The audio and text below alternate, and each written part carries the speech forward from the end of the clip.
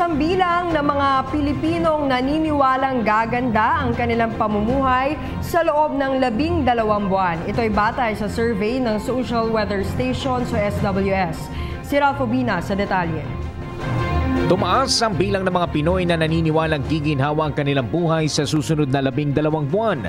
Batay sa survey ng Social Weather Stations na isinagawa nito ay ikalawang bahagi ng 2016, lumalabas na 49% ng mga Pinoy sa buong bansa ang umaasang gaganda ang kanilang pamumuhay habang 3% lamang ang hindi naniniwala. Dahil dito, nasa positive 46 ang net optimism ng mga Pilipino na may tuturing na record high kumpara sa positive 40 noong Disyembre 2015 at Abril 2016. Maliban dito, tumaas din ang positive 56% ang bilang ng mga Pinoy na positibo sa magiging lagay ng ekonomiya ng bansa.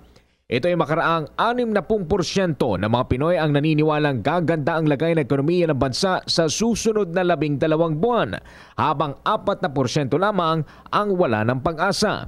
Sa naturang SWS survey din lumilitaw na 30% ng mga Pinoy ang nagsabing bumuti ang kanilang pamumuhay sa nakalipas na 12 buwan, habang 21% naman ang nagsabing lumala ang kanilang pamumuhay. Isinagawa ang naturang survey sa pamamagitan ng 1,200 respondents sa buong bansa, isang linggo bago manumpas sa kanyang tungkulin si Pangulong Rodrigo Duterte.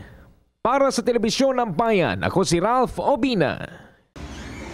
Ako po si Cathy San Gabriel. Subscribe na sa PTV YouTube channel. I-click lang po ang subscribe button.